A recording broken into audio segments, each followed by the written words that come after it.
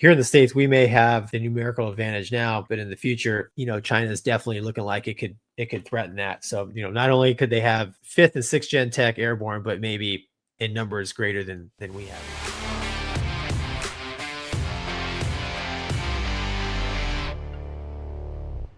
So this is a picture of the WS-10, which is a potential engine for the J-36. So there's a second prototype of the J-36 that they spotted flying around. So we talked about the J-36 in the past, which I guess was a slightly older version. So they've gone and modified it. There it is. China's J-36 evolving fast to outfly slower advancing U.S. rivals. So some of the pictures show different exhaust nozzles, right? So that was the WS-10 that Doug just showed. So this is a 3-engine thrust vectoring, 2-dimensional design that they have on the back of this thing. So as you can see in that picture, also they modified the landing gear. So movers, remember the landing gear used to be like tandem. Now it's like 787 style. Yeah. Now it's A320 style or side by side. So they've also done some work to the intake, which is on the top of this thing. So some pretty major structural and power plant things going on here. And I imagine even underneath the skin, they've probably made some modifications, but it just goes to show kind of, how quickly China is able to advance their design. So, and that WS-10 engine, the 2-dimensional thrust vectoring, they're talking about also putting it in the J-35, right? The naval variant, like Fat Amy on a diet, but with 2 engines. Yeah, there she is. So if it looks similar or kind of like a Raptor thrust vectoring nozzle, it's probably just a coincidence.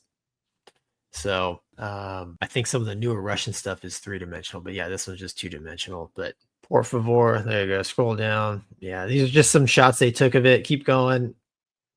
Yeah, so it's got diverterless subsonic inlets, whatever that means. So yeah, it talks about the shift in design of the main landing gear. And then the power plant, it also talks about the plane's power plant remains unconfirmed, but speculation centered on the WS-10 engines for testing. So, and that's because that speculation, I think, is driven by the fact that there are photos of it, like the one that we just showed with the different nozzles on it. So Air Vice Marshal James Beck of the Royal Air Force was quoted in Business Insider last month saying 5th generation fighters are now the baseline and standard entry for any attempts to temporarily take control of the skies, even against the most basic threats.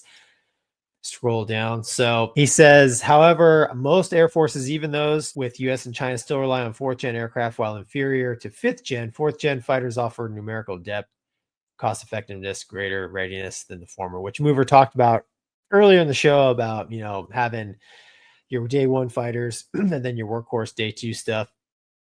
He talks about the Russia-Ukraine war shows how difficult it is to penetrate heavily defended airspace, which highlights the importance of 5th, 6th gen type fighters to penetrate that airspace. And 6th gen expected to incorporate AI in addition to stealth, to achieve this. So he talks about the China's ability to rapidly advance design, and it talks about production here. Keep scrolling. No, right there it is.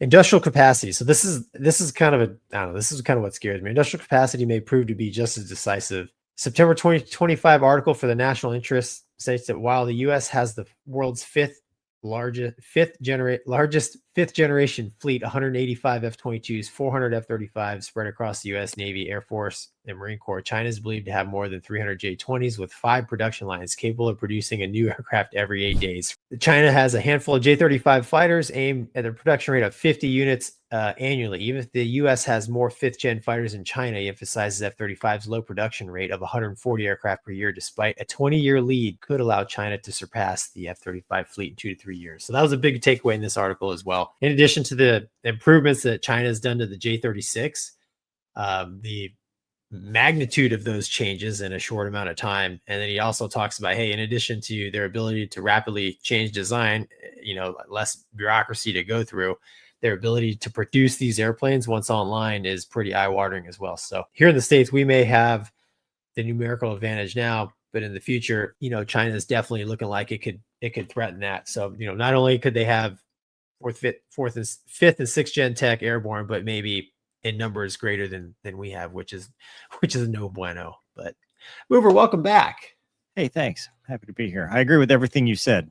I figured. No, we just talked about the changes of the J-36 and the fact that China is ramping up to outproduce our fifth and sixth gen numerical advantage, which we've talked about. Well, the WS-10 is powering versions of the J-20. That's true, yeah. And the WS-15 is supposed to be the J-20's new engine, but it failed trials, right? So it had issues. But there's a TVC, the thrust vectoring version of the WS-10, which is this, right? Yes. So the question then becomes, will this be what goes on to the J-20? Because to me, this thing, I don't know the maneuverability of the J-36. It doesn't look all that maneuverable because it's a big side-by-side airplane. But you put this on the J-20 or the J-35 with thrust vectoring, now you got something. I still think the J-36 is more of a bomber than a fighter, dude. Mm-hmm. I mean, maybe they put thrust vectoring on it to help it just fly as a flying wing, basically. Yeah, stability, exactly, as part of its flight controls. But get high, get fast too. I mean, it's probably an interceptor to get up there into the bososphere, if you will. Yeah. I don't think it's a fighter, man, but it's some sort of 6th gen, whatever, Gen 5, whatever the generations we're on now. It's some sort of future longer range attack type aircraft.